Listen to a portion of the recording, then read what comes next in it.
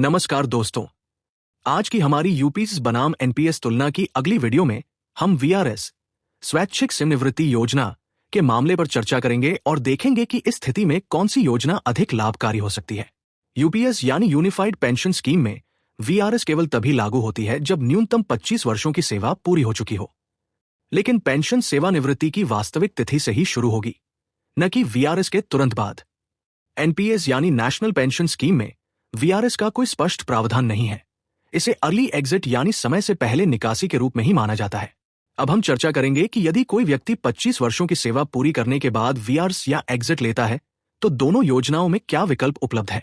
UPS में विकल्प 25 वर्षों की सेवा के बाद वीआरएस लेने पर केवल एक ही विकल्प उपलब्ध होता है। आप अपने कुल कॉर्पस का 60% हिस्सा एकमुश्त रूप में वीआरएस के तुरंत बाद निकाल सकते हैं।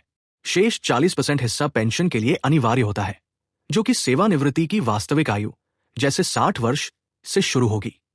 एनपीएस में विकल्प अर्ली एग्जिट वीआरएस जैसी स्थिति में एनपीएस के तहत दो विकल्प हैं। विकल्प 1, यदि आपका कुल कॉर्पस 2.5 लाख रुपए से अधिक है तो आप 20% हिस्सा एकमुश्त निकाल सकते हैं। शेष 80% कॉर्पस से एन्युटी पेंशन तुरंत शुरू हो जाएगी। विकल्प 2, आप बिना निकासी के एनपीएस के ऑल सिटीजन मॉडल में निवेश जारी रख सकते हैं और 60 वर्ष की आयु में निकासी कर सकते हैं। तुलना के लिए हमने ये मानकर विश्लेषण किया है, यूपीएस में 100% कॉर्पस को पेंशन में लगाया गया है और कोई भी राशि वीआरएस के समय नहीं निकाली गई। पेंशन 60 वर्ष की उम्र से शुरू होगी। एनपीएस में ऑल सिटीजन मॉडल में निवेश जारी रखते हुए 60 वर्ष की आयु में एग्जिट किया गया है, जहां 60% कॉर्पस एकमुश्त निकाला गया है, शेष 40% एन्युटी में लगाया गया है। इस विश्लेषण के लिए एक एक्सेल शीट तैयार की गई है जिसमें कुछ अनुमानित आंकड़े भरे गए हैं। आप स्क्रीन पर देख सकते हैं कि क्या मान्यता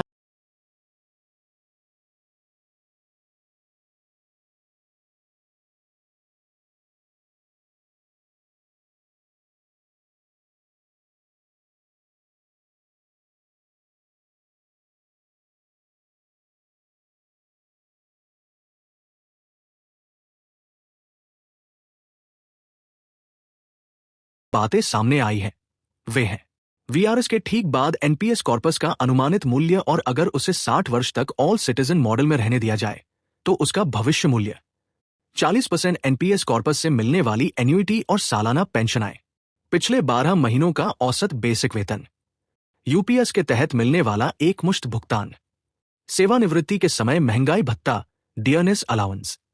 तुलना के उद्देश्य से यूपीएस के एकमुश्त भुगतान के समकक्ष एनपीएस कॉर्पस को भी समायोजित किया गया है। इसके बाद यूपीएस पेंशन और एनपीएस एन्युटी के बीच का अंतर निकालकर यह अंतर हर साल एनपीएस कॉर्पस से निकाला गया है। बाकी बचे हुए 60% एनपीएस कॉर्पस को 10% की अनुमानित वार्षिक रिटर्न दर पर निवेश मानते हुए यह देखा गया है कि यह राशि कितने वर्षों तक चल सकती है। निष्कर्ष, हम देखते हैं कि एनपीएस से यूपीएस के बराबर पेंशन 60 वर्ष की उम्र के बाद लगभग 35 वर्षों तक मिल सकती है।